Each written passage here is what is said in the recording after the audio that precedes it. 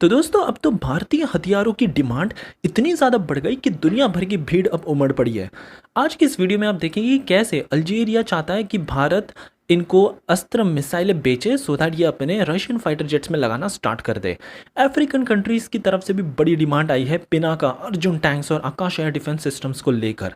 Tanzania ये एक ऐसी कंट्री है जो भारत के सिमुलेटर्स में बड़ा दिलचस्पी दिखा रही है। फिर आगे देखेंगे कि कैसे भारत स्लोवेकिया के साथ मिलकर एक काफ़ी कमाल के नेक्स्ट जनरेशन कॉम्बैट व्हीकल को बनाने वाला है जो हज़ारों की संख्या में हम मैन्युफैक्चर करना स्टार्ट कर देंगे। हमारी अगली खबर फ्रांस की तरफ से आ रही है जहां पर भारत ने अपने तेजस MK2 के एयर इंटेक्स टेस्टिंग के लिए भेजे और इससे भारत ने एक बहुत बड़ा सबक अब सीख लिया। और फाइनली देखेंगे कैसे HAL एक काफ़ी स्टेल्थी सबसोनिक मिसाइल टेक्नोलॉजी पर काम कर रही है। रशिया के तो सारे फेल हो गए और अब भारत अपना एक प्रॉपर एक सबसोनिक लेकिन पूरी तरह से स्टेल्थी होगा, दुश्मनों के रेडार्स को चकमा देने वाला ऐसे सिस्टम को तैयार कर रहा है। सो काफ़ी इंटरेस्टिंग आज की सीरीज होगी, इसलिए प्लीज़ आप एंड तक देखिएगा।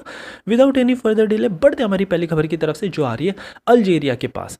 अब यहाँ पर Algeria Russian Su-30 MKA fleets को ऑपरेट करता है और भारत के पास है सुकोई 30 MKI। यहाँ पर भारत ने वैसे सक्सेसफुली अपने अस्त्र BVR-AAM that means beyond visual range वाले एयर टू एयर मिसाइल्स बनाकर अपने फाइटर जेट्स में लगा दिए। और वहीं दूसरी तरफ अल्जीरिया को अभी भी यहाँ पर कई तमाम ऐसे महंगे रशियन मिसाइलों पर ही निर्भर रहना पड़ता है। इसके वैसे कई सब्सिट्यूट भी है अमेरिका के, जैसे अमेरिकन AIM-120C5, बट वो बहुत ज़्यादा महंगे। तो इसी रीज़न के चलते अब मोस्ट प्रोबेबली अल्जीरिया भारत को यहाँ पर मनाएगा कि कैसे भी करके भारत अस्त्र BVR-AM वाली मिसाइलें ये अल्जीरिया को बेचना स्टार्ट कर दे सो दैट ये सक्सेसफुली अपने सुकोई 30 MKI की फ्लीट में लगाना स्टार्ट करे। वैसे भारत के पास है सुकोई 30 MKI फ्लीट और इनके पास है सुकोई 30 MKM, SM और MKA वर्जन, लेकिन फिर भी यहाँ पर ज़्यादा फर्क नहीं है। हम ईजिली हमारी अस्त्र मिसाइलों को इसमें फिट करा सकते हैं। आने वाले समय में तो इसकी नेक्स्ट जनरेशन वेरिएंट्स भी आ रही है, सो भारत तो खुशी खुशी इनको देने के लिए ये तैयार भी हो जाएगा। हमारी अगली खबर अफ्रीकन कंट्रीज़ की तरफ से आ रही है।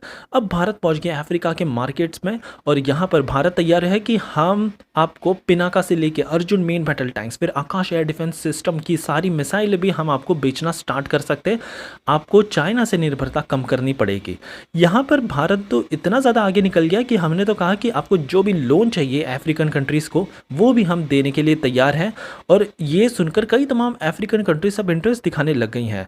वैसे इन सब हथियारों का तो पता नहीं, लेकिन भारत ने जो 80 AGS और मार्क आर्टिलरी गन्स बनाए हैं, ऑफकोर्स यहाँ पर डेफिनेटली अफ्रीकन मिलिट्रीज बड़ा ज़्यादा दिलचस्पी दिखा रही है भारत से ये खरीदने के लिए। आपको बता दें कि गुजरात में जो एक्सपो हुआ था तब भारत ने ये शोकेस किया था और तब से लेके अब तक अफ्रीकन मिलिट्रीज बड़ी ही इंटरेस्टेड है ये तमाम सिस्टम्स को लेकर। सो अब देखने लायक होगा कि अफ्रीका का यहाँ पर क्या स्टैंड होता है। हमारी अगली खबर आ रही है एक ऐसे मिनी डिफेंस एक्सपो को लेकर जहाँ पर भारत की कई तमाम कंपनीज उमड़ पड़ी। ये तंजानिया में किया जा रहा है और अब यहाँ पर टॉनबॉय इमेजिंग कंपनी जो कि कई तमाम रेवोल्यूशनरी इलेक्ट्रो ऑप्टिक्स और इमेजिंग सिस्टम पर काम कर दिए, इन्होंने बहुत ज़्यादा इंटरेस्ट अब पा लिया है घाना, नाइजीरिया और केनिया जैसे देशों से। 30 से ज़्यादा ऑलरेडी कंट्रीज़ को ये सप्लाई करते हैं अपने कमाल के एक्सेप्शनल वेपन्स। वैसे तो ये बेंगलुरु बेस्ड कंपनी है और ये सर्विलियंस सिस्टम और कई तमाम gunner sites, panoramic imaging systems, in fact ये तो नेवी में भी काफ़ी ज़्यादा एक्टिव है। यहाँ पर कई तमाम इन्होंने नेवी फ्लीट्स भी बनाकर दी है। OPV क्लास के वेसल्स इंडियन नेवी को रिसेंटली इन्होंने सौंपे थे।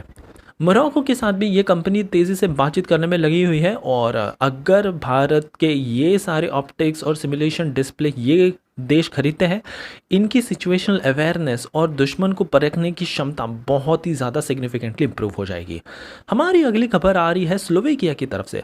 अब यहाँ पर स्लोवाकिया और भारत के बीच में एक हिस्टोरिक MOU साइन हो चुका है और हम दोनों मिलकर next generation combat vehicles design, develop और मैन्युफैक्चर करना स्टार्ट कर देंगे। स्पेसिफिकली अब यहाँ पर सबसे पहले फोकस होगा भारत के फ्यूचर रेडी कॉम्बैट व्हीकल्स और फ्यूचर इन्फेंट्री कॉम्बैट व्हीकल्स को लेकर, क्योंकि हमारी जो पुराने T-72 टैंक्स है वो रद्द ही होने वाला है। इनको हमको भंगार में डालना पड़ेगा और इसी रीज़न की चलते भारत को चाहिए फ्यूचर रेडी कॉम्बैट व्हीकल्स, 100-200 नहीं, 1770 next generation main battle tank, और वो भी 5 साल के भीतर। सो ऑफकोर्स इतना ज़्यादा बड़ा ऑर्डर है तो यहाँ पर टेक्नोलॉजी भी वर्ल्ड क्लास होनी चाहिए, superior mobility, multi layered protection, precision fire power और कई तमाम ऐसी रिक्वायरमेंट्स है जो स्लोवाकिया और भारत ये दोनों मिलकर अगर काम करें हम ईजिली इसको अचीव कर सकते हैं। आगे तो कंपनियों ने ये भी बताया कि वो अपना खुद का एक एक्टिव प्रोटेक्शन सिस्टम भी डेवलप कर देंगे। पूरी दुनिया में बस इजराइल के पास ही है ये सिस्टम, लेकिन अब भारत और स्लोवाकिया ये दोनों मिलकर ये सिस्टम भी बनाएंगे। हाई ऑल्टीट्यूड से लेके ऑल टेरेन कैपेबिलिटीज़ के साथ ये पूरी तरह से फुल प्रूफ डिज़ाइन होगा। 5000 मीटर्स के माउंटेनियस टेरेन में भी ये ईजिली हम इसको डिप्लॉय कर सकते हैं। सो वाकई में स्पेक्स सुनकर तो चीन और पाकिस्तान ये दोनों ही परेशान होने वाले हैं, और कैसे ये इन दोनों की रातों की नींद उड़ाता है ये भी देखने लायक होगा। हमारी अगली खबर फ्रेंच फैसिलिटी की तरफ से आ रही है। वैसे तो तेजस MK2 के एयर इनटेक्स की टेस्टिंग हमने भेज दिया है, ये सारा कुछ फ्रांस की फैसिलिटी में, बट यहाँ पर टाइम बड़ा लग रहा है। आपको बता दें कि इनके पास है कंटिन्यूस फ्लो विंड टनल, यहाँ पर एटमॉस्फेरिक सारा कुछ ये क्रिएट करता है। मार्क 0.05 से लेके मार्क 1 तक के टेस्ट ये परफॉर्म कर लेता है।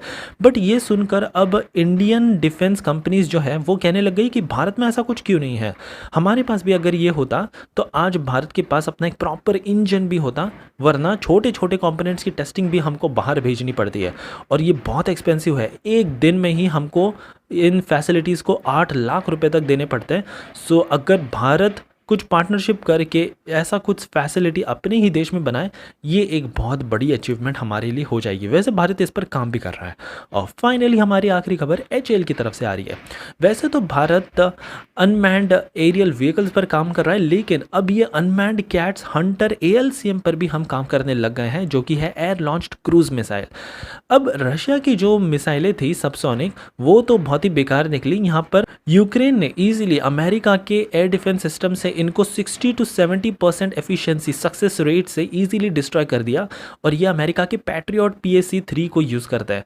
सो अब भारत ने सोचा कि ये तो मॉडर्न एयर डिफेंस से बहुत ज़्यादा वल्नरेबल है, इसीलिए क्यों ना हम ऐसा एक स्टेल्थी लो स्किमिंग सबसोनिक मिसाइल डिज़ाइन करें जो ऐसे अत्याधुनिक रडार की पकड़ में आई ना। और तब जाकर भारत ने इस पर काम करना स्टार्ट कर दिया। इनिशियली अब तो टारगेट है कि 200 किलोमीटर की इसकी रेंज होगी और 250 kg के ये वॉरहेड्स को ले जाकर यहाँ पर दुश्मनों पर डाल देगा। आने वाले समय में इसकी जो नेक्स्ट वेरिएंट्स होंगे वो तो कमाल की टेक्नोलॉजी है। बेसिकली ये अपने वॉरहेड्स को फेंक कर आ जाएगा और वापस ये मिसाइल रिटर्न भारत के पास आ जाएगी और लैंड करेगी। इसमें एक पैराशूट हम फिट कर देंगे। सो ईजिली हम ये रीयूजेबल रॉकेट्स बनाने पर भी काम कर रहे हैं। ये भारत के मिलियंस ऑफ डॉलर्स बचा सकता है अगर भारत ने ये एक्सेप्शनल टेक्नोलॉजी को डेवलप कर ली तो। सो ये थी हमारी आज की कमाल की न्यूज़ सीरीज। आई होप कि आपको आज की सीरीज पसंद आई हो, और प्लीज़ एज यूजुअल एक लाइक करना मत भूलिएगा आपका ऐसा ही कमाल का सपोर्ट दिखाने के लिए।